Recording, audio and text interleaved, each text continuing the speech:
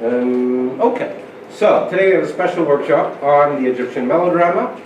Arab Loutfi has come from American University in Cairo to give this talk on Abdallah's microphone and on Yusri Nasrallah's El Medina, or the city. Focusing on the city, the drama of the city, and how that relates to melodrama and the politics of the region, specifically Egypt. The microphone was supposed to debut on the first day of the revolution, and obviously it got delayed. So it was really caught up in it, and has subsequently been taken up in reference to the revolution and its multiple, complicated, and ongoing, really, consequences. So Arab is a filmmaker, a writer, a journalist. She has supervised film workshops, film workshop productions, and film events and series at the American University in Cairo. Graduated from the Higher Cinema Institute in '76, and lectures on film production and the history of Arab cinema. Works include The Upper Gate, about Sidon, consequences of the Nakba, and the invasion of Lebanon in '82, and Jamil's Mirror, which took up Palestinian female resistance. And one of these fighters is currently caught in a court case in the United States. So her work really inserts itself into an ongoing history. I think that bears repeating. So there are many other films we could point to, like Tell Your Tale, Little Bird, or Dark Room, Radiant Life. But today, well, without further ado, I think you can take over. First, I want to thank Joshua for this opportunity to meet with you. It's really very nice for me, to be in Beirut with Lebanese students. And I'm very happy to be with you today. Yes. Yeah. I just wanted to give some notes about the film before we screen it, so that it will be in your background. I will not talk about the story itself, but the filmmaker, Ahmed Abdallah, is a young filmmaker. He's in his mid-30s, late 30s, and actually, Microphone is his second film. His first film is Heliopolis, which is also about a certain area in Cairo called Heliopolis, اللي هي مصر الجديدة. يعني they call it Heliopolis. And this film is discussing something related to Alexandria, the city. It's a story of, I will not tell the story, but I'm talking about the theme. The theme is about the young generation of artists, graffiti artists and musicians who were trying to find a way in a very oppressive city because of the regime, because of the social surrounding and so on. He shot this film in 2009, and the film was finalized in 2010. Actually, it took the Golden Prize of Carthage Film Festival in Tunisia, and then it took Cairo Film Festival prize also before the revolution. And actually, that was an opportunity for the main musicians who worked in the film to be introduced to the Egyptian public. And I think when you'll watch the film, you'll notice that maybe some of the music you are, maybe it's there for you. I mean, I don't know. But the point is that this film was supposed to be screened in Cairo itself for the public on the 25th of January 2011, which was the first day of the revolution. Actually, the opening was the revolution, and nobody went there. Even the filmmaker, he was not because he was in the streets with the people, and so the film really wasn't really shown on it wasn't really screened for the public except afterwards in اللي هي بسميها not private screenings but more not commercial screening عارفة اللي هي مراكز ثقافية مش عارفة ايه whatever it is. This film is I think in a way there was a certain prophecy in the film for what's going to happen, in the sense of feeling all this youth coming out to try to find something in a very frustrated world. After the film, we'll make the discussion about the film and about the theme of the city in the Egyptian cinema and its drama historically, in all forms of Egyptian drama, melodrama, comedy, action, cinema, but the city was there in a long trip since the 40s. So that's what we'll talk about.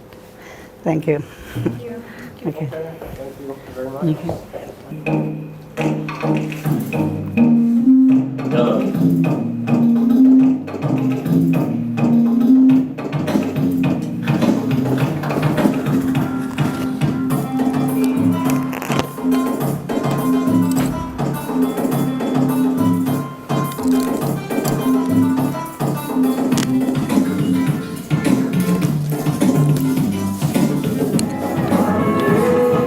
All right, let's take a short break. We can go next door. There's coffee. I think people might need coffee. And snacks. So, I thought it was an hour and a half. What? I thought the film was an hour and a half. Nearly, it's more of it. 2 hours. I think so, because it's nice to see the history of the development of drama, لأنه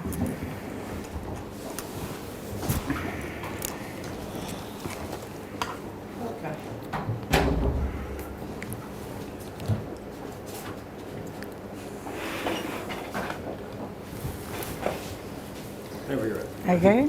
Yes. I said that I would like to read about the city and the drama, Egyptian drama, because the Egyptian drama, فعلا, the city, since the 40s, since Salah Abu Saif, actually, more and more it became inspiring for most of the dramas in the Egyptian cinema, and whether in any genre, and whether it's a melodrama, whether it's a comedy, whether it's in all kinds of films, you feel that the city is present so much in the Egyptian drama, and the characters and the stories are not built on different world. مثلا you always when you watch Egyptian cinema, you feel that you would like to know Cairo, you would like to know there. The city is very present in the Egyptian drama. I'm trying to see how it developed historically and how it affected the filmmakers and how they developed in that. For Hamil, I'll do this reading and I hope. I'll begin with a quote for Sami Salamoni, who's a very famous critic. He says that a great film is that which you recall in the midst of events, creating a strong intimacy between the artist's vision and the deep soul of the people residing under the surface. I brought this statement from the brief introduction to the film The Mummy by the pioneering film critic Sami Salamoni. His statement aroused in me deep contemplations when he referred to the intimate relationship between the artist's vision and deep soul of the people residing under the surface. How could an artist reach people's soul if he or she could not reach the worries, tensions, happiness, hatred, violence, love, desires, and more that reside in his own deep self? And you have to go into this. Could an artist reach that only through glorifying the people, or must she represent the human state and people's deep anxieties? This question is the key by which I open the door to the world of Egyptian drama. The beginning mandates reference to the first person to pave the way for drama that stems from the heart of reality in 1940s Egypt, in particular the drama of the city, لأنه it was the main drama, which digs deep to delve into the future of modernity in contemporary Egypt. Salah Abu Saif was the first to amaze the audience with stories of the city with its complex characters and its very realistic contradictions, to the extent that these characters and their stories came to shape how we imagine the city and our memory of it. In his scripts and his transformation of these scripts into films, Abu Saif sought to describe the psychological factors and social dimensions that moved his characters and dictated their actions. He could, through his cinematic experience, draw characters away from stereotypes, each with a personal story and problems, without pretension or judgment. This gave his stories a very human dimension, inviting the audience to contemplate the characters without prejudgments, even when he presented the most degenerate of them. Never did he present a story that he didn't fully research and unite with all its facets to come out in the end a world full of life. يعني دايما صلاح أبو سيف always cared, to develop real characters and study all the details about them so that he doesn't go into stereotypes. His first use of realism as a source of drama was in his film Raya and Sakina, Raya وسكينة إذا شايفين. A journalist called Loutfi Osman, there's a journalist called Loutfi Osman, had published the details of the crimes committed by the now most celebrated murderers in modern Egypt history. يعني أكيد كلكم سامعين عن ريا وسكينة.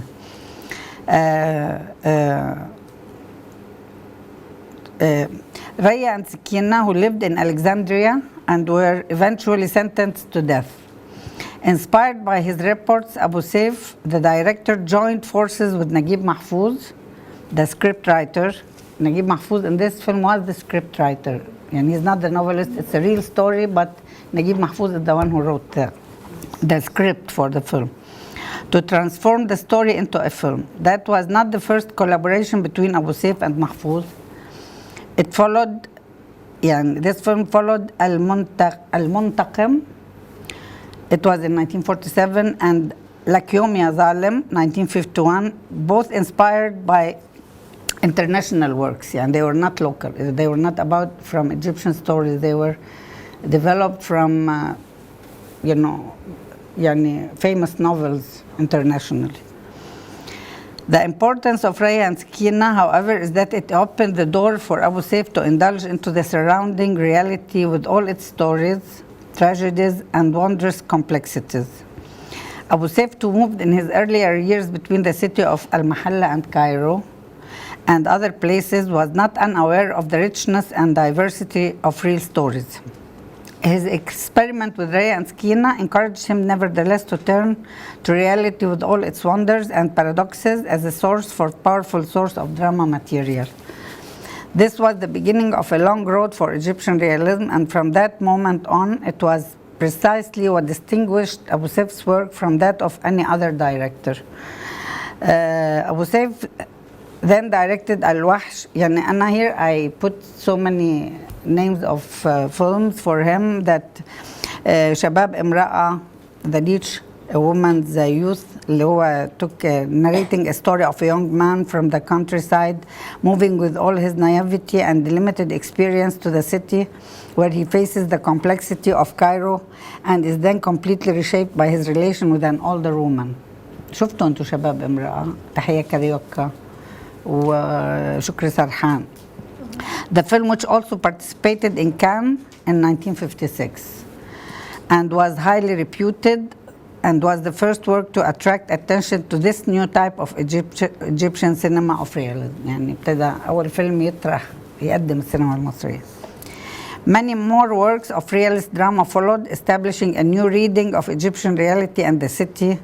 When I talk about realism in the sense of tracing realist stories, I mean the films could have, the films structurally, they're not necessarily are realist films, as you talked about neorealism. No, some of them were melodramas, some of them were action films or comedies.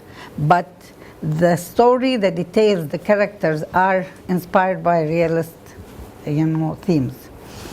In particular, many more works of realist drama followed, establishing a new reading of Egyptian reality and the city, in particular, its working and middle class, particularly. Each of these films opened one of the city's many doors. Stories of the world of Egypt's middle class, like لا أنام, فاتن حمامة لو شفتوا, الوسادة الخالية, which is لبنى عبد العزيز and عبد الحليم حافظ, and الطريق المسدود, هدى سلطان ورشدي أباظة, شكري سرحان, هذا هو الحب, أنا حرة, لا تطفئ الشمس. all these films, all these themes are بين السماء والأرض. Others of the working class, this is all on about middle class themes, but others about working class like الفتوة, لا وقت للحب, القاهرة 30, بداية والنهاية, and السقامات, different films. In all these areas he was working on. هلا بداية والنهاية, a beginning and an end, which told the story of a middle class family that dropped economically following the father's death, is still considered one of Abu Saif's best. It is distinguished by having all of its elements complement each other and the intensity of its drama. The film depicts the violent contradictions that the characters face as they search for solutions leading to catastrophes, supported by outstanding actors in one of their best roles. اللي هو كان في in this film was عمر الشريف, really group فريد شوقي, سناء جميل, كان في مجموعة, and really it was a very powerful film, by the way. In القاهرة 30, Cairo 30, which is based on محفوظ القاهرة الجديدة, New Cairo. محفوظ wrote this novel in the 30s to describe the corrupted society, but Salah Abu Saif directed this film in the 60s to reflect what was going on in the 30s. I'm sorry, is this the one with Omar Sharif? Cairo 30. No. What was the one with Omar Sharif? What is it? بداية ونهاية. Beginning. The one before بداية ونهاية, a beginning and an end. Okay. No. هلا القاهرة 30, Cairo 30 is based on محفوظ القاهرة الجديدة, New Cairo. Abu Saif again excelled this time in drawing the world from the point of view of an opportunist and a nihilist person seeking his own salvation at the expense of everything and anything. Abu Saif is able to draw the decadence and emptiness of sectors of Egypt's rich, poor, and middle class, and the crudeness of the social reality. هو جاب لحظة everybody, all the corruption in all classes, This film, على فكرة, is a very powerful film and very important till now. Till now when people see it, it's a very, because you feel as if he's talking about what's happening now. The best.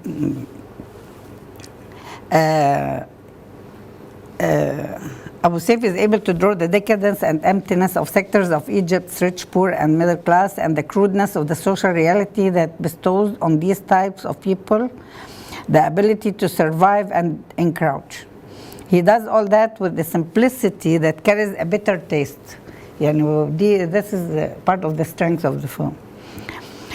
Contemplating life and death in a sa'amat.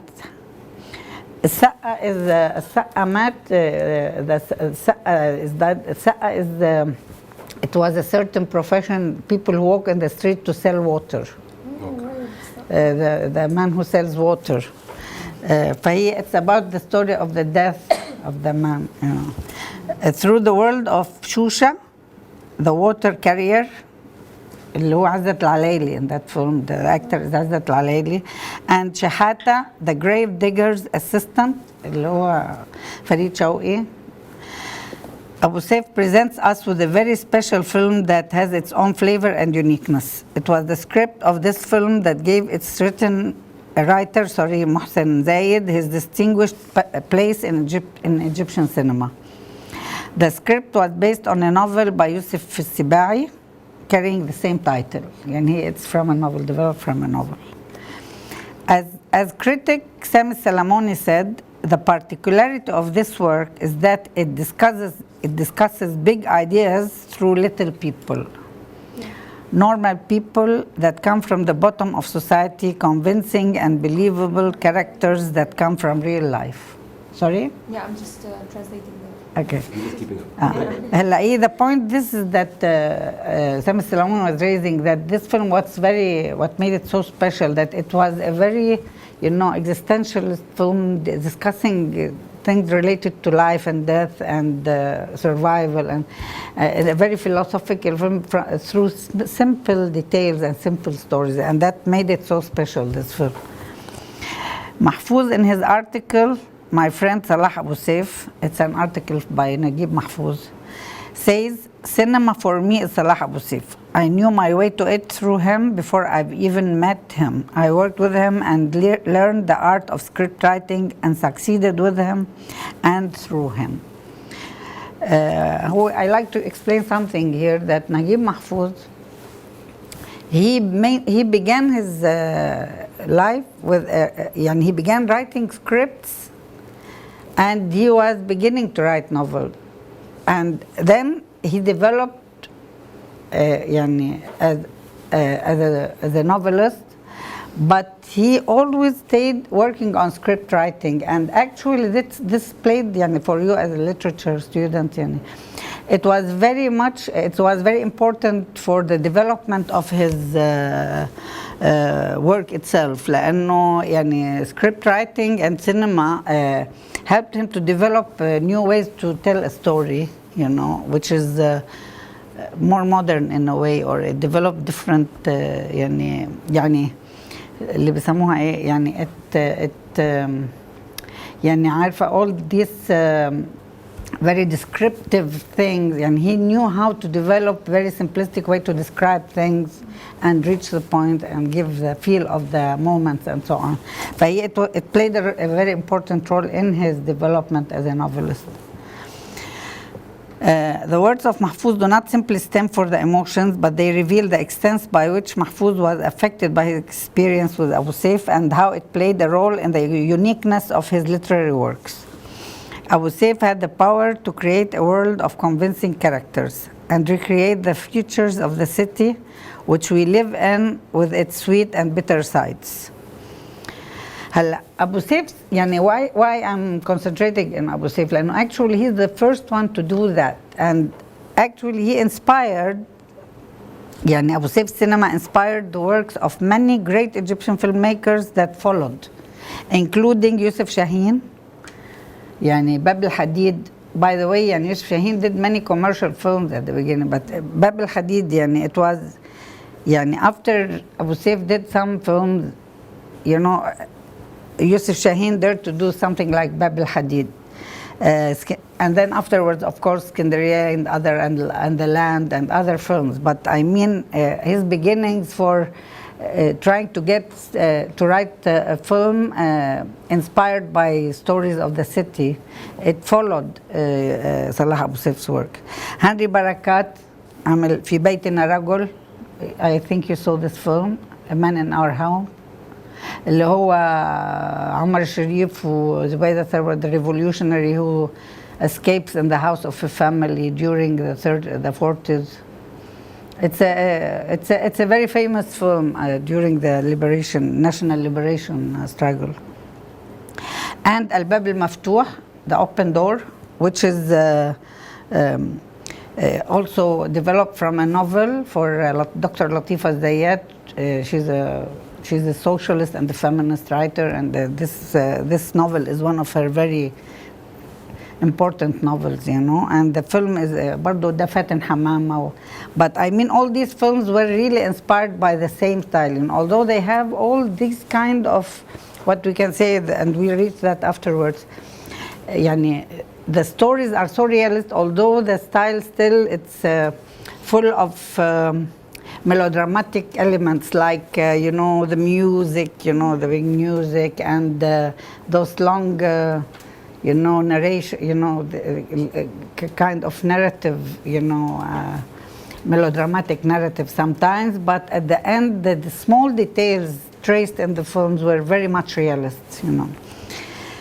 Hassan al-Imam, who's the godfather of the Egyptian melodrama, he made his Najib Mahfouz trilogy, اللي هي بين القصرين, قصر الشوق and السكرية. And actually they really يعني as if you would like to read the social history of the Egyptian middle class family in a way in Cairo during the 30s, 40s, from the beginning of the 20th century till the end of till the second half of the 20th century. It's very important to see these three films because you understand all the build-up of the family relations and the mentality and the ethical mentality and the social mentality.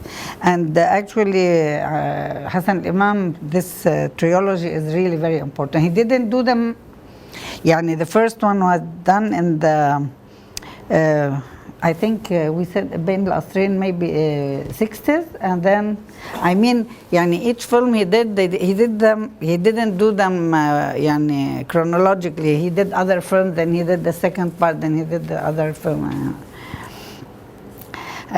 Each of them used his unique cinematic style, all these filmmakers, and dramatic passion to depict the world of the city. يعني دايما كانت you can find Cairo in these films. Cairo وألكسندريا as a second city. يعني دايما الأفلام mainly Cairo, but you have many films also related to Alexandria. هي لأن in Egypt كمان Alexandria really is as if it's the second capital, and historically it is the cosmopolitan city, the real cosmopolitan city, because till the mid-40s there was no airports. There were no airports. For anybody, anything that should come to Egypt, it should come through Alexandria. It was the main port of Egypt. Even the cinema began in Alexandria before Cairo. Even the theater began in Alexandria before Cairo. I think when you study history of cinema, or it's very important. And every day, but in many of the foreign communities, يعني the Italians, the Greeks, يعني many people who lived, Russians who came after the Soviet Revolution, many came to Alexandria. يعني فهي it's a city which has the dynamics of a cosmopolitan, and it reflects in some films, especially in Alexandria. Why you feel it, of course, if you read now.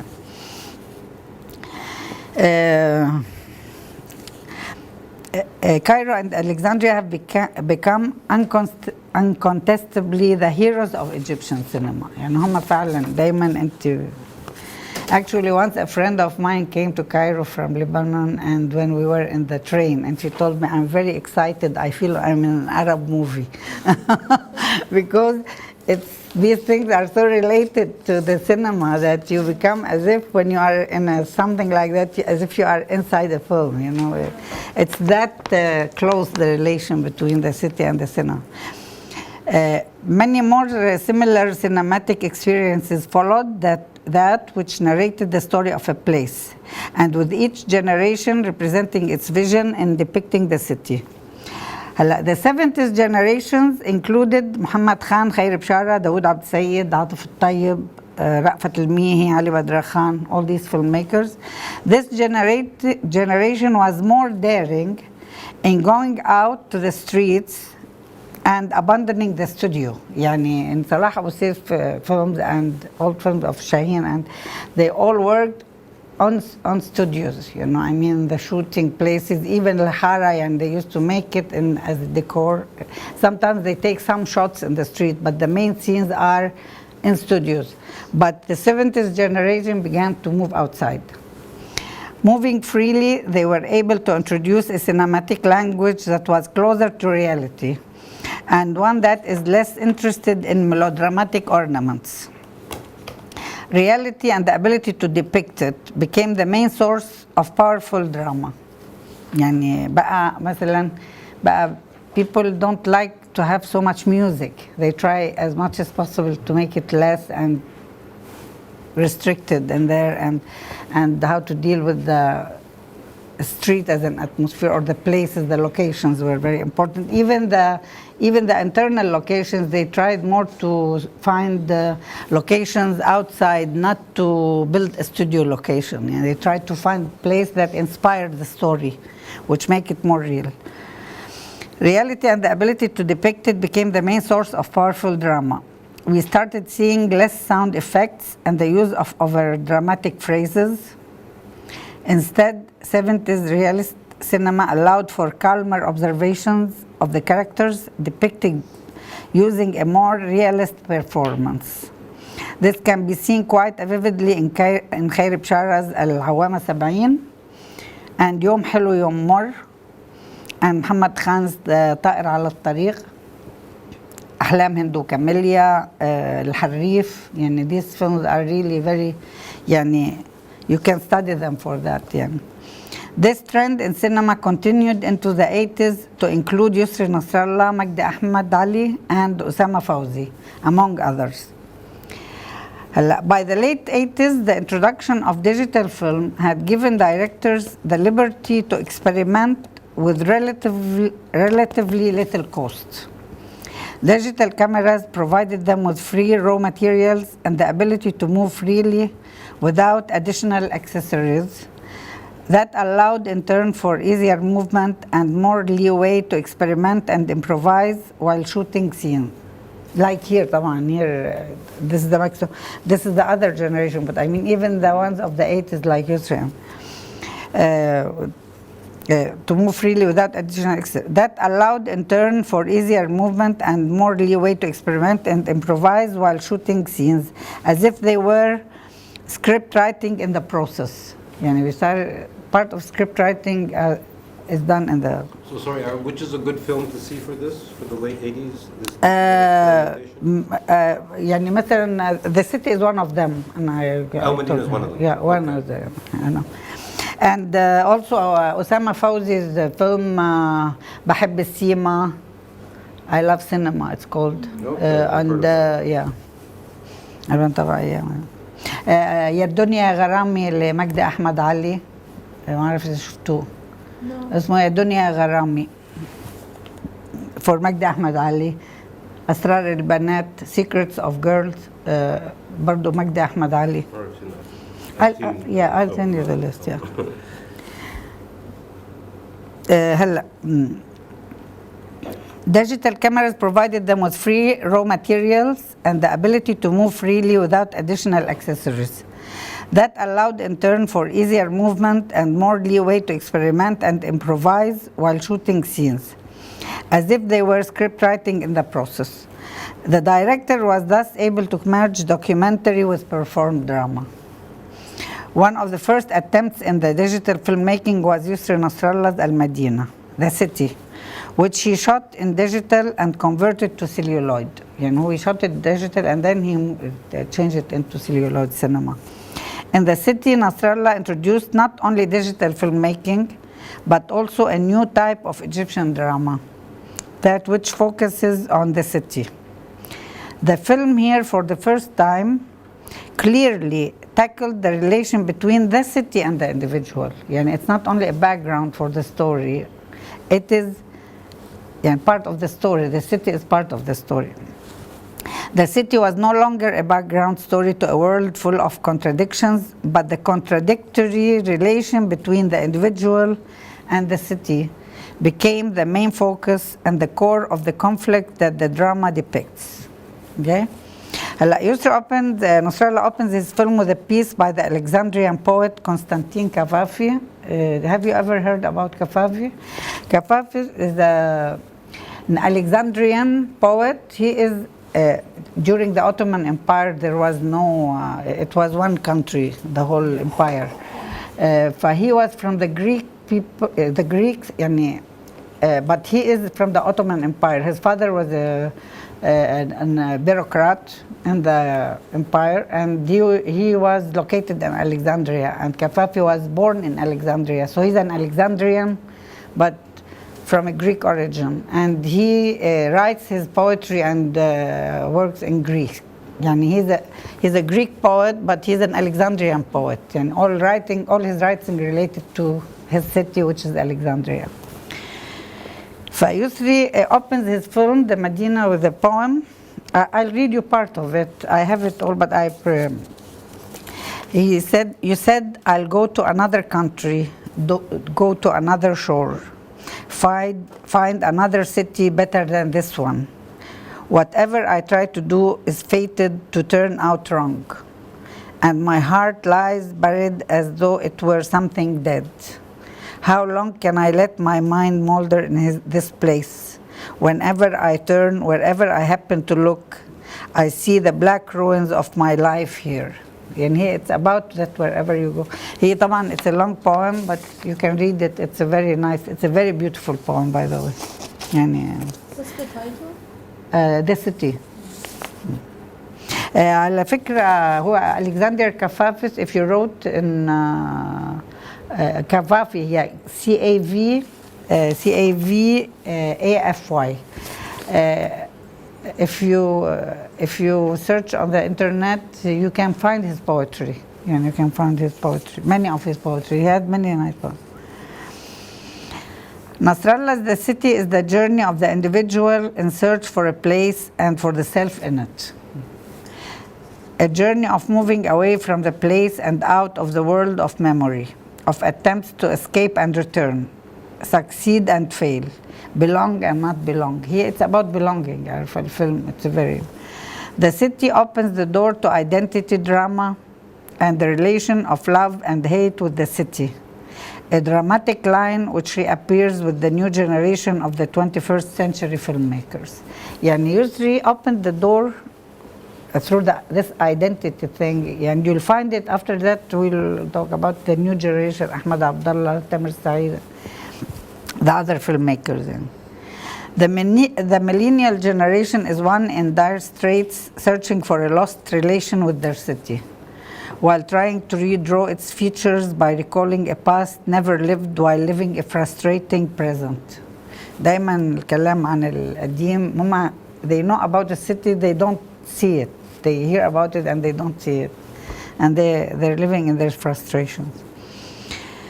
Young filmmaker Ahmad Abdallah, and this one, dealt with city drama in both his films, Heliopolis and Microphone. The two films are an existential, emotional endeavor exploring worlds ending and others beginning. Abdallah's work is characterized by its boldness in dealing with improvised text. طبعا هنا يعني the drama develops through continuous interaction between a pre-written text, closer to a summary of a script, and images captured by the camera of the world of the city and its moods. By the way, this film he went for shooting with 3 pages. يعني عنده lines, and he developed the story through building the film.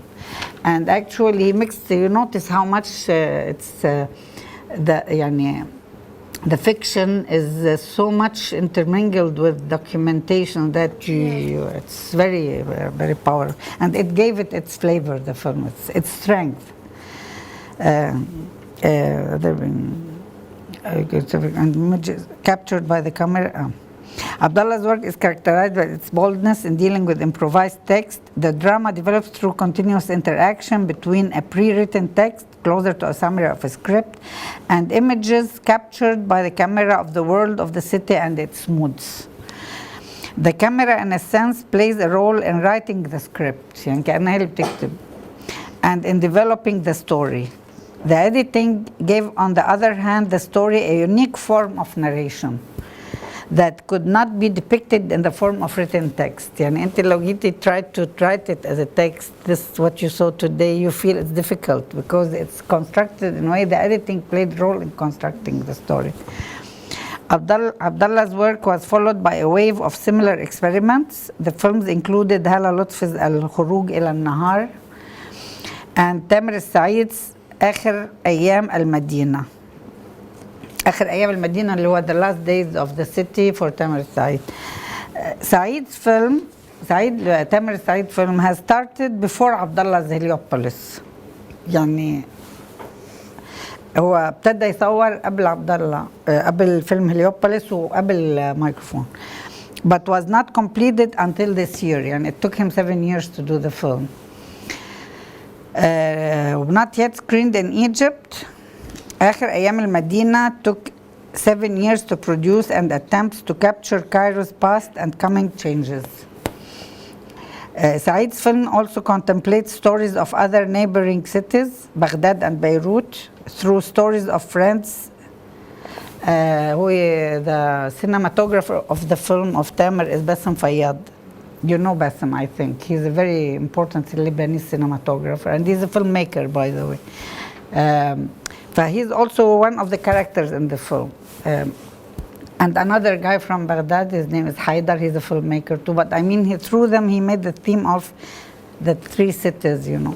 Cities are the center of the story, and the people are moving within its orbit. يعني هتلاقي دايما شخصية الهيرو هي السيتي يعني. ولزق الورق. The drama of the city reflects, in a sense, a state of an ongoing search for identity in relation to the place. Questions of modernity and tradition, and what the contemporary world holds for us in the region and the world. There are many aspects that we still need to thoroughly study to understand the drama of the city. This paper is only meant to open the discussion. You know, also there's a very important, interesting book for Amin Malouf, in the name of the identity. Because it's also a kind of contemplation on the feeling of belonging from what's your identity? For him, he was in France, he's a Lebanese, he is Christian, but he belongs to the Islamic culture. For all this kind of, there is a real dilemma that all these films and many, it's somehow part of the discussion for the generation now, and the city is becoming part of this discussion, the relation of the place with the person and so on.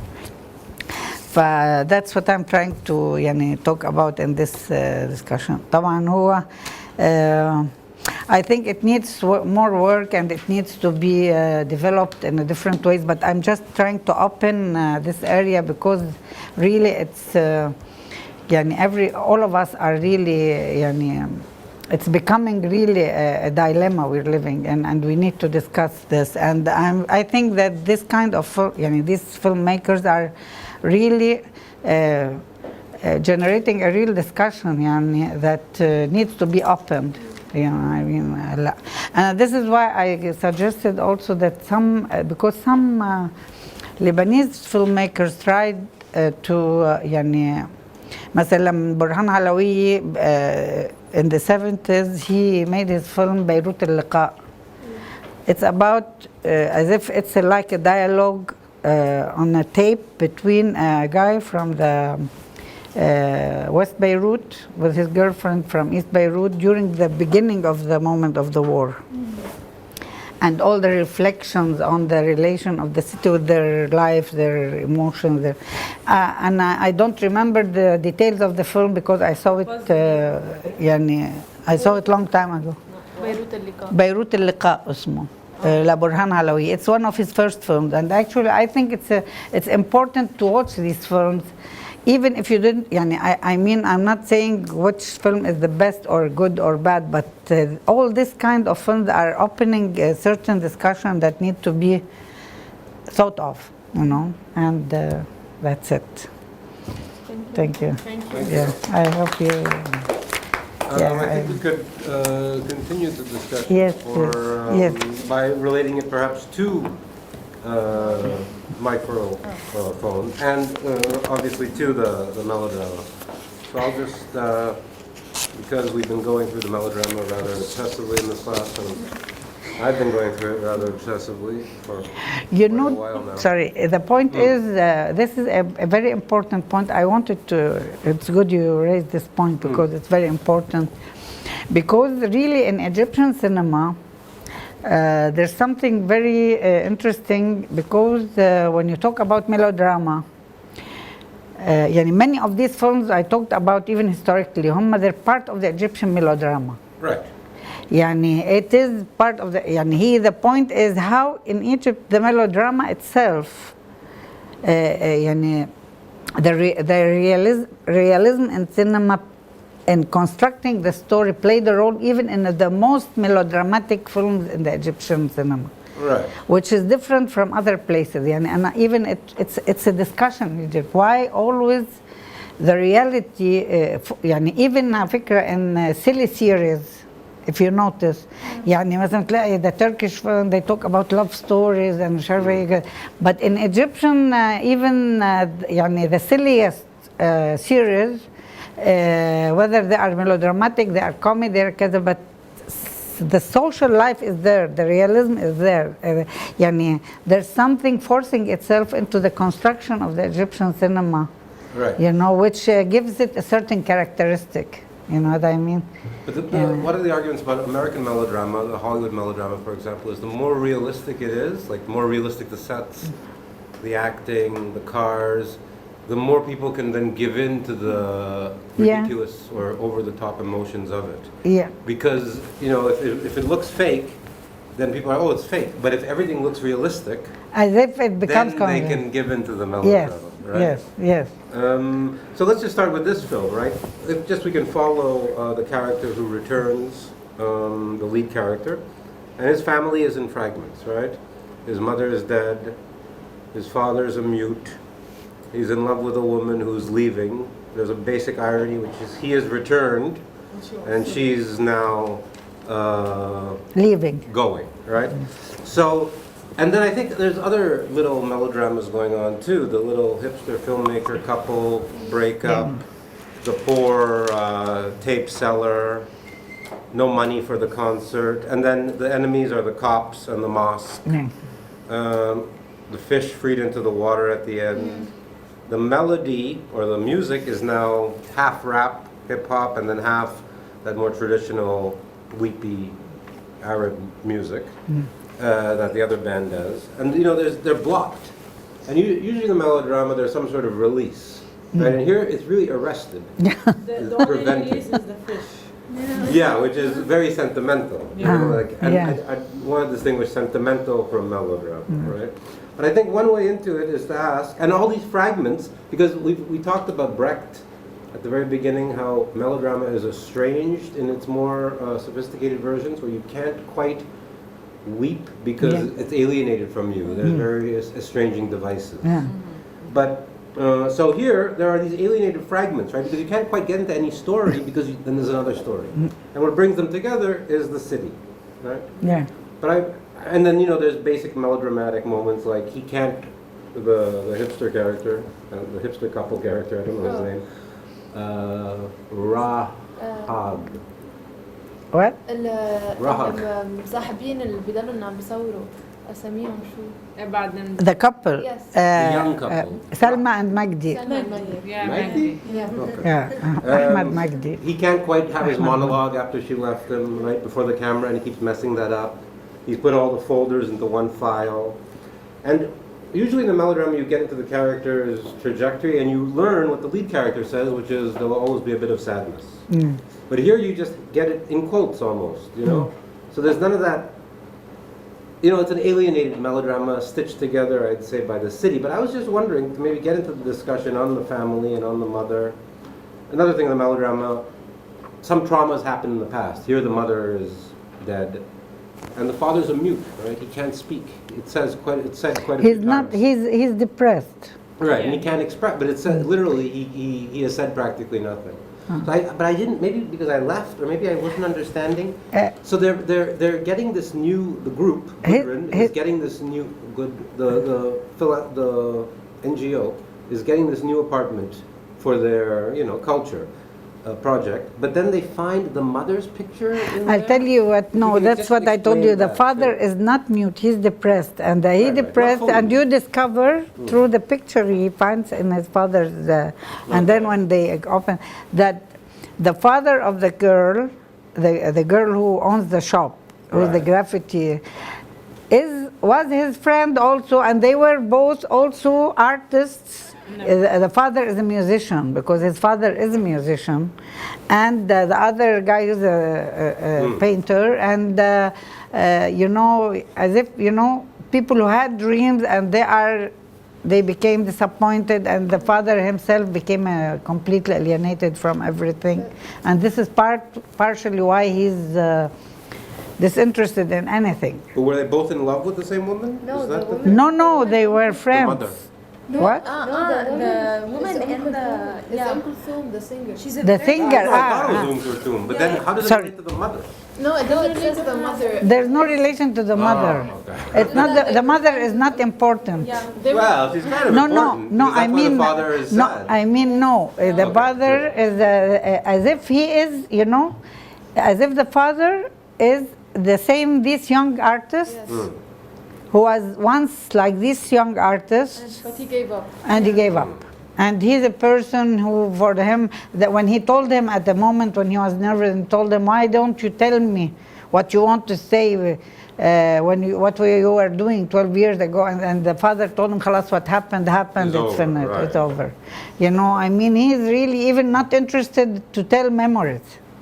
And you notice that the only moment that made him a bit emotional with that young boy who was asking him how he should sing the song. Right. And he was trying to, you know, it was a moment كده of وقفله, he gave him his hat, and at the door he brought Right. him the hat. You know, felt he began to react. So he finally wakes up or comes to Yeah, life. something like that. But he's trying to see through this character as if, you know, that يعني, it's happening all the time, and then a new generation, and then people are being, يعني, he as if till when, يعني, trying to say till when all this is going on. You know, Right. Okay, so it has nothing to do with the mother specifically. No, not at all, in her at all, relations at all. with the Even- painter artist. Okay.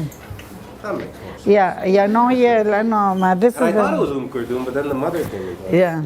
No, he, the Uncle Zoom only, it gave the link to know that that was the same place. Yeah. So his father was the man who owned the place. Okay. Because when they cut they found the picture for the girl detected, you know, that this. Okay. So, can we say then the way to represent the city is to have a diverse cast of characters that aren't related because they're from different age levels, class backgrounds, but Yeah. somehow through, you know, narrative coincidence, which is also part of the melodrama. So the guy that sells him his fish, Yeah. later he meets him in the Yeah. in the ministry, and that's another enemy here. The ministry is Yeah. another enemy, right? The Ministry of Yeah, Culture, yeah. the national Yeah. theater that's That- using Kulthum again Yes, instead of Not the to let fresh them young sing. man. Right, as an excuse not to. right. So is that one of the ways? I mean, technically the city comes up through montage, right? Speeded up shots, Yeah. montage of different people. That's how. That's one of the ways of representing the city, right? Yeah. لأنه هو the city here, I mean, you know what you feel that each character, it has its own small rebellion thing, you know, and let's not say rebellion, but it's passion. يعني هي كلها ناس they have their own passion. All of them are frustrated, يعني they're trying to find a way to express themselves in a very frustrating world, you know. And طبعا he tried to touch the idea of the government, the police, the Islamists, يعني all the time, you know, things. بعدين even هو sometimes it's funny because even he jokes about it, you know, there are certain subtle things, jokes كده, like هم the same youth that are rebelling against what's happening to them. When they asked him قال لهم انه he's in that NGO, and they told him, you're those who made those naked nude, and he told them it's not nude, it's silhouette, and they told him yeah, it's nude. يعني it's because socially, even when you're against, sometimes if you're part of a system, you become as if people become, يعني they think the same way, you know, I mean, yeah. Also, the skater kid, he was asked by the main character, would you consider dating one of your skater friends? And he said, I wouldn't go out with a skater girl. But I don't know if it's the same thing or if that's Because the he had the reason. crush on the other girl, right? But he's in love with the graffiti girl. Yeah, so He's in love with the graffiti girl. Something really striking to me, and I thought of this especially as you were even What? narrating. Can you higher your voice? Something striking about that film to me, and in your own discussion, you talked about genealogies in Egyptian film of the importance of shooting on location and outdoor shots and all of this. And in this film, in Microphone, there's such a contrast between outdoor scenes and indoor scenes where a lot of the interior spaces are like close shots and you feel this sense of confinement, whereas all these sort of exuberance and energy comes out through these outdoor scenes that unfold on the street or in public spaces. And I'd love to hear you talk about لا بس ما فهمتش لأنه الصوت مش عارفة اللي your voice is very low and I'm not really very قصدك في كتير كونتراست بين الشوتس اللي اخدينهم برا، يعني بتحسي بالمساحة وبالفريدم، بينما كل شيء جوات البيوت بتحسي عم تخنق. suffocating. هو طبعا لأنه really this is a very big problem in Egypt. يعني and this is why you find all the people all the time they are يعني people are living nearly in the streets. يعني even friends, even the people don't like to go home. And this is really a big problem. طبعا هو part of it also sometimes is poverty too. But poverty with conservatism, it becomes killing. لأنه يعني if يعني sometimes poverty, if the house is a bit liberated, at least you can have your space and things, but you can't express yourself and you don't have your privacy to do things. And it's يعني it's really frustrating. Everybody is in the streets. But not the middle classes, right? Even the middle class. Because in Egypt, middle class, when you say a middle class, it's يعني a big part of what you call a middle class are not really middle class. They live in poverty. Or like And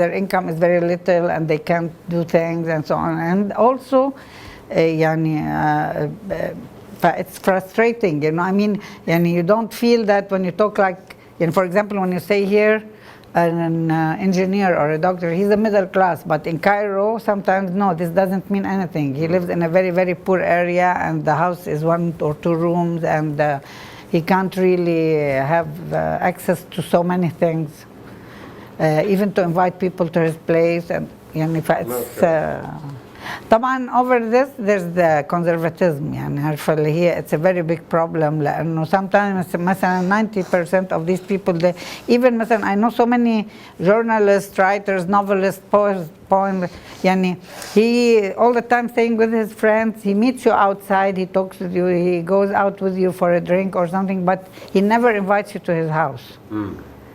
Because it's very complex and I mean the house is living in a very traditional way and rarely you find that. There's certain dilemma.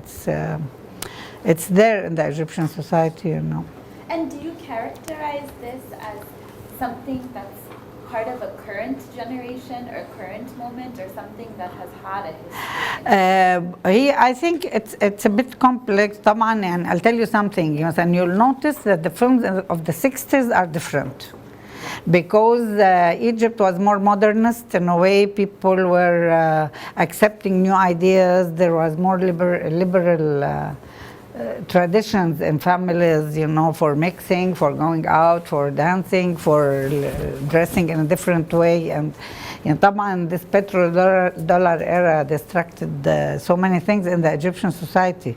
يعني it was easy to be in a very popular area and people go out and dance in the streets and women sit in the balconies and يعني people were more relaxed and you feel it in the old films. يعني now it's more and more becoming really claustrophobic with all this very closed mentality. Our people try to break it through different attitudes. You feel its complexities in films like El Madina مثلا. يعني you feel you see the complexity in the relations in the same popular area, يعني, between people trying to do something very liberated, but at the same time within the context of very conservative society. And so you see small details that really makes the characters do very contradicting things in relation to each other and to just so the to community. understand, the petrodollars was the 70s period. The second mid, Islamicists and a certain conservatism. So many actresses took the veil. They publicly renounced, Islam. Yes. Or renounced Islam. They publicly renounced being movie stars, and they took the veil. Right, a lot of them. Yeah, and also, 80s. You know, this is what's more dangerous, Kaman, this widespread of. The Islamist groups inside the popular areas where, like what happened in the film, which is, this is very, very mild thing that he put. They are much more aggressive. Right. And they come out, you're not allowed to play music near a mosque, and they make every place a mosque. And here at the AUB, you can find, suddenly there's a mosque in this corner. And they insist that this is a mosque and you're not allowed to open any music. It became claustrophobic. Now people are breaking with this. People are becoming more aggressive, which is good.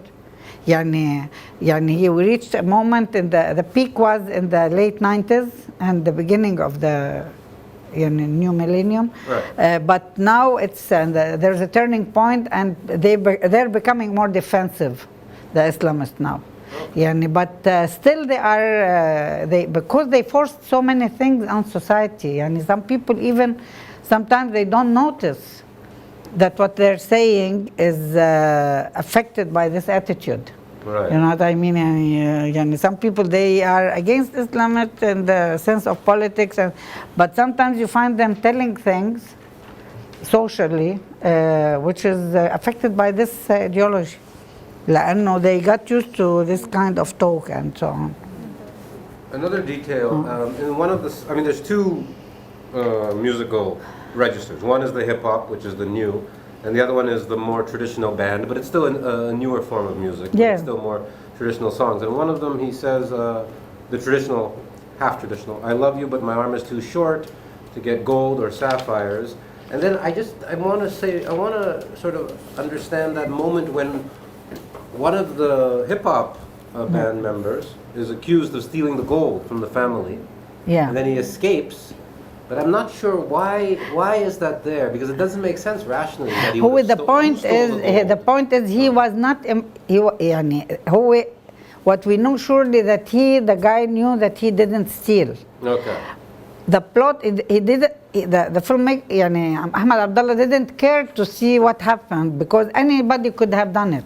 Okay. But the point is that for them, it should be him because he is eccentric, because he do things what they don't. And even his mother told him, did you give any of your friends the key of the house? He told her, does anybody give the key of the house to anybody? She told him, you can do it, you do anything. Just because he has this kind of life that he could, and the other relatives, they are suspecting him because this kind of character, he's a hip-hop. But also it's not his real mother, right? It's his aunt. No, his mother. No, the other woman is his uncle. His mother with him. No, and it's his aunt, I'm pretty sure. Right? Sorry? Subtitles it says Sorry? lives with his aunt. Subtitles حاطين No, that was another relative, but he says he lives with his auntie. Yes, sorry. Okay, I don't know. Maybe I'm sorry. But I mean the other woman is an aunt. The other woman is the relative, this is like the the wife. bad family, like the good mother is dead, or she's absent. No, the woman is a nice woman, whether she's his mother or his auntie. The point is, and she loves them. The point is they had their relatives coming, and they lost the gold, and they insisted that he's the one. Right. And even the other woman said, then we should call the police. For the mother looked at her like that because she's how could they do that? Well, first they said let's call the father, right? First they said let's call the father. Yes, and his father is the one in America. Right, the hot dogs. Yeah, the hot dog man. But see, his aunt, and I didn't, I don't know. I thought, no, I think it's, maybe. Yeah, maybe. The translation was aunt. Yeah, maybe. أنا اهتميتش. But it ties in with the whole Yeah. melodrama, right? The bad stepmother, Snow White. Snow White, the Seven Dwarfs. Yeah, the bad stepmother. No, who's the bad stepmother? Yes, it is. No, there's no bad stepmother in this part. There's The no. auntie is kind of, she's half bad, and then the bad relatives are the ones that come to visit and accuse him. Yeah, they're not even bad. They're very conservative. That's all. يعني هي هنقول like any family لأنه we have this problem all the time. يعني Okay. مثلا like in Egypt for example إنه مثلا يعني هم they have عارف في عقلية يعني مثلا if someone is homosexual they deal that he shouldn't be responsible for children. Why shouldn't he be responsible for children? And they tell you no because he's a so what about if he's a homo? يعني this doesn't mean that he goes out with children. يعني طب ما هو most of the people who do that are not usually يعني اللي هم straight. But see, it's a mentality. يعني there's a mentality always accusing something that they don't relate to. All people are different. مشكلة دي. لا, in Egypt it's a maximum. يعني people don't notice sometimes when they say things they don't notice. يعني that it's terrible. يعني مثلا انه تلاقي مثلا a woman she's educated supposedly and she tells you no I don't like to eat with a Christian. Why don't you like to eat with a Christian? And she said no that's it. Why shouldn't you know what I mean? And there's something stupid because they are different. But what if they are different? You know, as if being different is bad. If there's a whole mentality, you know what I mean? Is there any significance to the poster that he hides behind at the beginning? I think the name was Tahir Hanafi. Yeah. The Which seller. Which poster? The tape seller hides behind the poster, and the poster protects him. Which one? Which one? Which poster? Yeah, he keeps it. Yes, he wants to sell cassettes, and he put this there to protect him. But is there any special significance to that name? To the actual No. Is it just some No. random- Yeah. He just playing the idea of all this that filling the streets for انتخبوا فلان انتخبوا. But it is ironic because the poster didn't end up protecting him. لأنه الانتخابات خلصت أصلا they discovered it's a fake لأن هي it's finished there's no elections. And why would they try to beat him up? Yeah, why were they? What is the narrative reason for them trying to beat him up? Because that's how the film begins. They don't allow street. They're police. Yeah. They're undercover police, like the worst. Yeah. Okay. They always in Cairo it's a scene you always see before the revolution. Now أصلا they took them away completely. That the people who sell in the street. And then they just give a sign that the police is coming, and everybody takes his things and run to hide in places. The fast food stands. Yeah, everything. Except that some of them, they have a deal with the police. They give them percentage. Okay. It's part of the corruption also, I wanted to ask you something. Is it related, the fact that he doesn't sell any cassettes and nobody wants to buy it from him, is it related to how nobody is interested in Arabic music and No, because you don't see whether he sells or not, man. He sells? He almost sells, but he walks away. Yeah, but I mean, he wasn't keen on discussing this. No, this kind of cassettes, by the way, sell so much. لا على فكرة some of these musicians are really very nice. مثلا بحر أبو جريشة عمرك سمعتي فيه؟ بحر أبو جريشة his music is so beautiful. He died young by the way. ما هتلاقيه على الإنترنت و very popular all young people love his music. He was from Upper Egypt but he died in his 40s. But his music and his cassette, he has one cassette and it's very popular. Till now it sells. I mean, it's for now 30 years, it sells a lot. لا, and there are lots of key people music, يعني popular music, you know. I was telling Joshua that lots of يعني we have lots of popular music singers or musicians. Some of them are very famous locally. يعني مثلا in Upper Egypt, in Mbaba, in Kitkat, in a certain, and some of them become after that a hit. A hit for their cassette sales. زي شعبان عبد الرحيم. You know, he began in one area, you know, in a popular area in Cairo. He was famous in the area, and he sings in marriages and weddings and so on. And then it hits, and he became popular. Then Dawood Absay took him in his film مخبر وحرامي. يعني, but now he's a popular singer, but I mean actually he was popular before. They have shops too, يعني lots of shops that sell this kind of cassettes. يعني في العتبة شعبي. في العتبة مثلا shops كاملة بالصعيد. When I went to Upper Egypt, and I went because I was making film about certain popular music, and you know, يعني you go into a cassette shop, it's full of cassettes for different singers I never heard of, and then you find them very popular and they sell a lot. And they're still selling cassettes? They sell a lot because Egypt is 90 millions. يعني if you are popular in an area with 3 millions, يعني لبنان. يعني you know what I mean, فإنه you sell. يعني when you say he's located in Mbaba is 6 millions.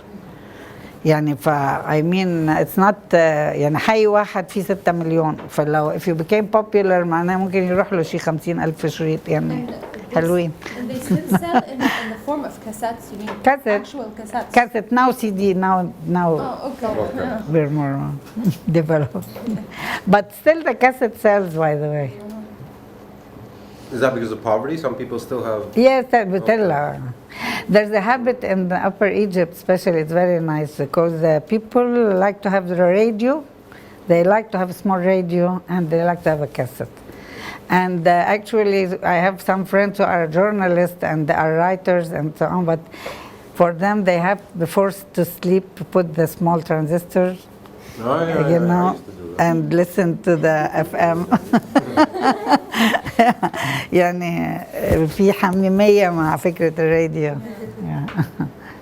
So there's a...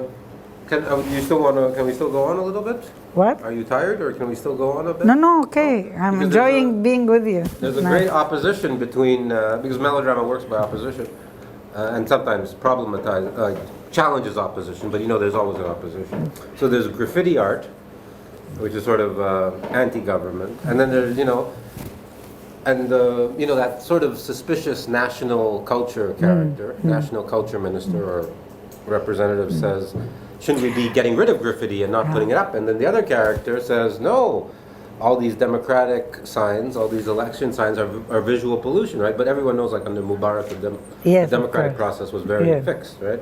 So there's a clear distinction between the street as somehow having more authenticity. And by the way, as you when you said it's not all opposition. It's just they don't want you to have your own way of expressing yourself. Right. You have to be part of the system. يعني even when they tell you no, just Kulthum, not كذا, يعني they don't want any kind of self-expression.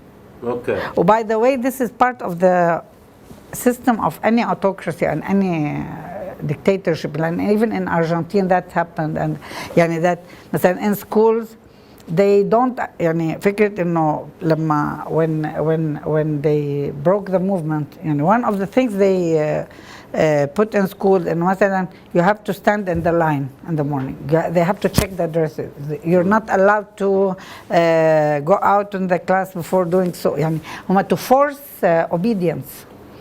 For any kind of self-expression, they feel as if it's threatening them. For Homa, they don't like any new kind of music, any new kind of any new kind of strong. By the way, the graffiti art in Cairo, even during the revolution, it wasn't all political. Yeah, some of it was very artistic in the sense of, you know, just nice drawing and expressing. They feel nervous. I don't know, and they feel as if يعني this is out of the system, and you're out of the system. فهي this is and he tried to show it in the film. And even when he told them, don't sing, you can sing one song, but doesn't have to talk against the. But then any song, he is not ready to take any other song. Well, they don't let him in, right? They don't let them in. Yeah. وبعدين قال لهم أم كلثوم. Again. By the way, now when Kulthum, they stopped putting her all the time, people began to like to hear her more. Yeah, they missed it. لأنه because you begin to feel that you miss her, because she has a great voice and the music is beautiful, but sometimes like Quran يعني ما هي كمان لما طول النهار حاطين لك قرآن فوق راسك يعني بتحس بالآخر مش عايز تسمعي. But when it's really in a moment you want to hear, you enjoy hearing the thing. يعني فهي this kind of, this attitude of forcing things on the people, so much. And this is what's really suffocating in Cairo, everywhere. Well, when we were tackling melodrama, we said that the family is very important in all melodramas. Yeah. And here, related to the father figure, he only talks when he's needed. So when there's another son figure, the little kid that raps, and he comes in and he needs him to take care of him. Is it related to that? Why he talks? No, what I liked in this part, by the way, this is one of the I love this part, because the point is that the son, he's frustrated with his father because he feels also that he wants from his father something. But that make it more complicated, because the father is a bit depressed, and who instead of trying to get him out of his world, he's trying to demand more things on him. But that make it more difficult to solve. The other guy, because he's impulsive, who is just مثلا come مش عارفة hear this, but because he's not thinking that he should do that for him. But it was easier to reach him. He felt more relaxed because the guy did it without thinking of what he should or shouldn't. The other, no, he wanted his father to, and he was demanding from the father something. Even with his girlfriend, he was demanding, although he is the one who left.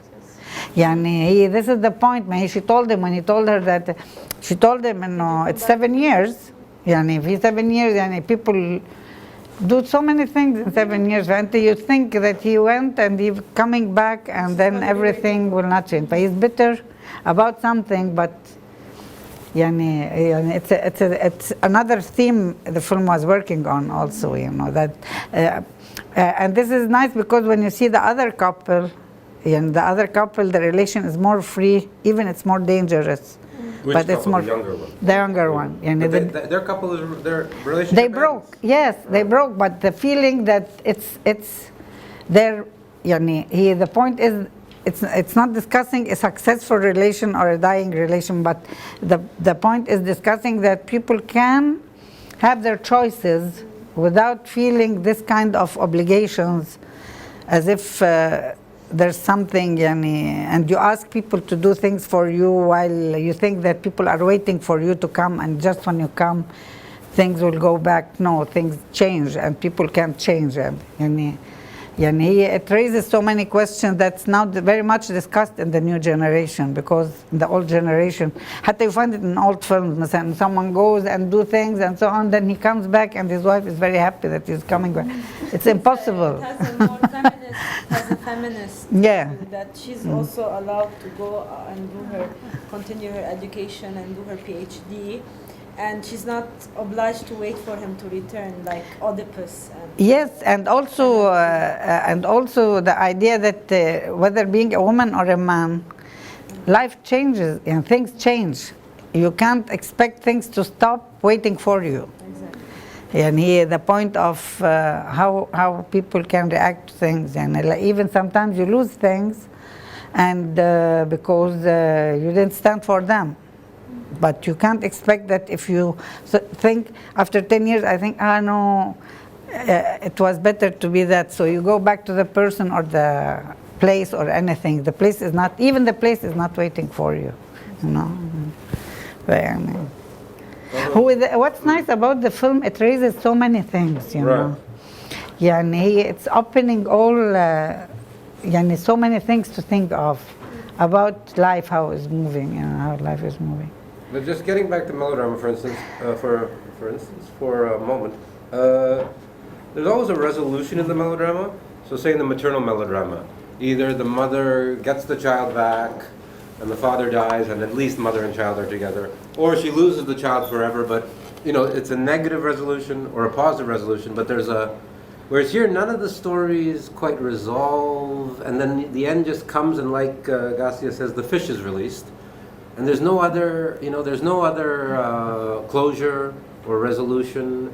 And is this because, and this happens in that bad Lebanese movie Caramel too, none of the couples happen to come together, even the old man and the old woman don't come together, and the old man just has these funny pants at the end. I don't know if you've seen Caramel, but with what's her name? But yes, Caramel. Right. So there's no resolution because passions are frustrated, because political change is frustrated, or why is there no resolution on a generic level? I think even the melodrama is changing, by the way. Even because the life is changing. I'll tell you, مثلا in Yusuf Shahin's عودة الابن الضال. عودة الابن الضال اسمه, I don't know. One about Lebanon? The Return of the Lost Son. Film Yusuf Shaheen. About Lebanon? That one? No, it's about a family. Their son was, it's about a contradiction in a certain middle class family in the peasant area and a working class family and so on. The point is, he reached a moment at the end, Aslan, the son kills the mother. Well, that's a resolution. Which is مشهد قتل الأم. When at the end he goes into the wedding and he kills his mother, and the father, who's the nice character, he tells the couple, just go. The young people that they were leaving to Alexandria, he tells them, go. He wanted them to leave, to leave all this rotten thing. Yusuf Shaheen killed the mother in the film, Wait, Nasrallah, you said? Lost اسمه عودة الابن الضال. The lost. Nasrallah or by Shaheen? By Shaheen. Okay. Shaheen. Arab, I've seen this, people read this alongside Mother India, which was this epic film that was it was a really important film. It's talked about as the Hindi sort of birth of the nation film, and it was very popular even in the Arab world in the 50s. Which film? Mother India. Mother India.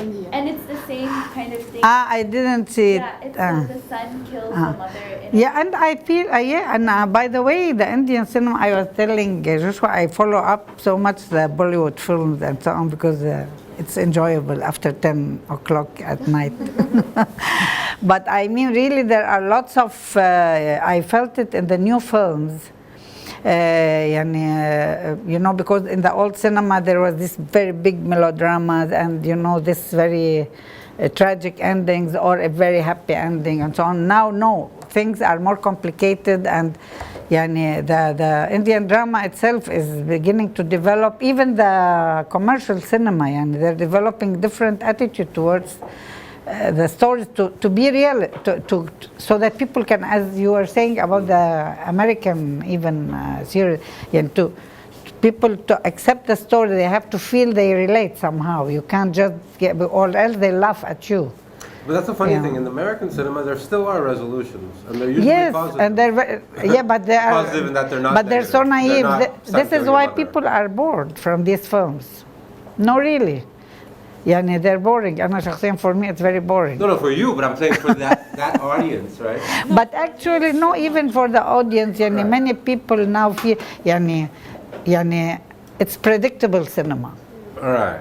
Predictable cinema. They don't feel people that action. They watch it for entertainment. Okay, sometimes it's funny. Okay, but to feel that really it's a strong film. Rare films that people really feel they're good cinema. Also, I think it differs it differs in parts of the world, because I've been recently watching Korean dramas, and they're very melodramatic. The absolute melodramas. And what's interesting is that people still want they predict the happy ending. And I also found out that most of the very successful Korean melodramas, they're being filmed as they are being shown to the people, and so along the way they listen to the fans and to the viewers, so they actually change the script to fit what the audience to cater for the audience's demands. So it also it differs between one culture to another, or one from country to another. Or I was going to say another thing that has been a huge discussion among friends and colleagues has been the sudden popularity across the Arab world as well as in Iran and in Central Asia of Turkish soap operas. So how do you explain that suddenly this has sort of caught on in a particular way? The sudden what?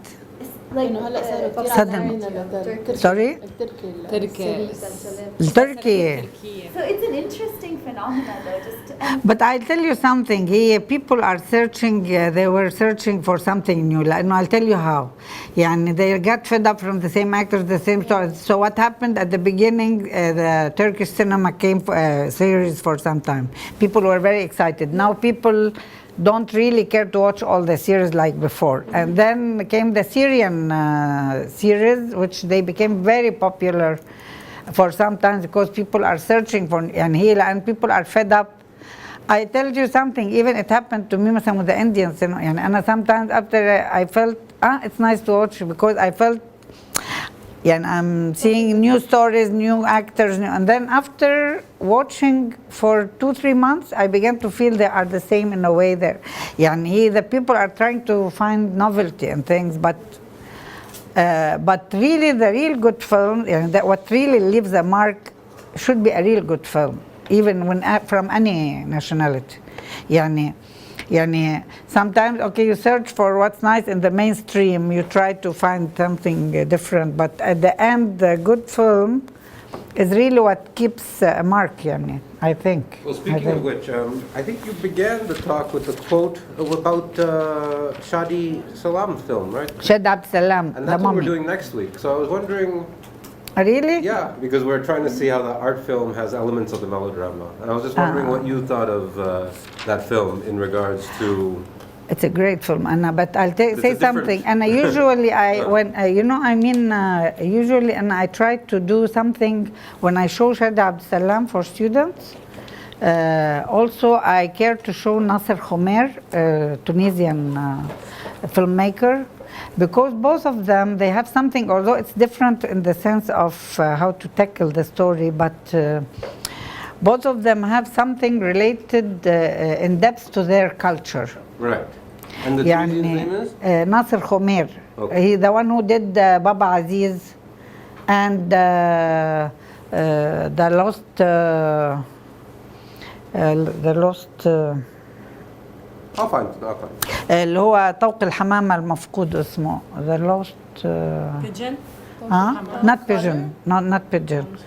The lost المهم there's an a classical book, very important classical book, Arabic book about love, was written during the Andalusian times. Okay. لابن حزم الأندلسي. It's called طوق الحمامة.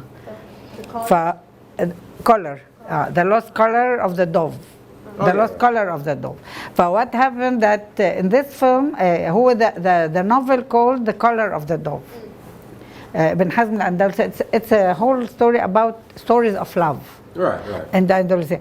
So he made a film called The Lost Color of the Dove, who relate to the moment of the, within the context of the culture. He worked on how the fanatic group that developed those kind of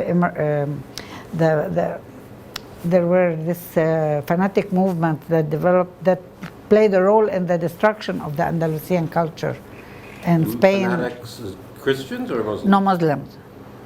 اللي هي الإمارات سموها عصر there's a certain moment where there began struggles Okay. And groups, fanatic groups began to develop, and they destroyed places, and they destroyed even people, killed people, Jewish or Christians or مش عارفة إيه. It's a very important era, and it was the beginning of the fall of the Arab, of the. فهو the film is trying to work on the area. The point is, I'm saying Nazir Khumair and Shad Abd Salam, both of them are inspired with the culture. Right. But the point with the Shad Abd Salam film, that really Wanis' character in The Mummy, who the name of the film in English, The Mummy or Night of Counting the The Night Years? of Counting the Years. Why? Because in the Al-Ba'th, because the resurrection, in the Egyptian old religion, that in all religion, that the night of counting the years, هو زي يوم القيامة, the night when you wake up, and they calculate for you what you did in your life, Right. فهو what he did, that he because he put the discovery of Tutankhamun tomb is like a moment to read history, Right. The character of Wanis, it's a bit like, Pay attention. if you talk of the Shakespearean drama, like the character of Hamlet, let's say, or something, he's scattered between the old and the new and the heritage, and it discusses a very complex relation with the heritage, لأنه في فكرة إنك to be loyal to the tribe and the family, but he began to discover a more deeper layer, which is to be loyal to the ancestors. That this place that they're destroying, they're selling it for. So somehow supporting the archaeologists, the Western, will help the culture survive in a more educated, sophisticated way. No, I'll tell you what I mean. That it discusses the idea of the relation with the heritage, right? Because it's the. In the tribes, they live on stealing. Right. Yeah. How he began to discover that first, these are dead people, right. And it's very unethical to steal graves. But then also he began to develop the understanding that these are not only graves, these are his ancestors' graves. Right. So as if you're living from stealing your ancestors' graves, which is very unethical, And it developed all the struggle between what's loyalty? Loyalty to the direct tribe or loyalty to the ancestors. And, but why give it to the Westerners? Not the Western, they're not only Western, they are from Cairo. From Cairo, اللي هم بتوع الارchaeology. But the point is not that. What the questions he raises in the film, that they only care to take for those people, the scientists, they only care to take the mummies, but they didn't care to stand with these people. To stand with these people. هو Wanis is the problem that he was left alone at the end. Yeah. He belongs to nowhere. Those are not as if they took and go, and the tribe, they think of him as a traitor, and he's standing in nowhere, although he's the only person who has something to think about, he discusses all the idea of belonging to the culture and so on. Nasser Khumair also works on this, but on a different level and in relation to the Islamic culture and to Sufism and. Okay, I'll have to see that. Baba Aziz is really a very interesting piece of work about Sufism and then the search for the road to God. It's a very. And they have, both of them, something in their style of work, cinematic style, that very much inspired by the culture. Right. And the form. The Pharaonic culture and the Islamic culture. So for next class, we have to try to see the mother, Yeah. which is in Fusa, so Yeah. we can deal with it without subtitles. هو كمان he did something شد عبد السلام in the film. He wrote the script in classical Arabic. With Fusa, right? In classical Arabic, not slang. Fusha. That was his. Eh, My pronunciation. what? He's, I said Fusha. Fusa. It was I said Fusha. because he wanted to give this feeling of Right. you know Ancientness. yeah Yeah. And it's very, yeah, it's like Tarkovsky. yeah. Quite something. Okay. Well, Yes. thank you. I'm very happy Covered to a be lot. with you. Definitely helped us. I really enjoyed being with you. Thank you thank for you. thank you for this meeting. It's really nice.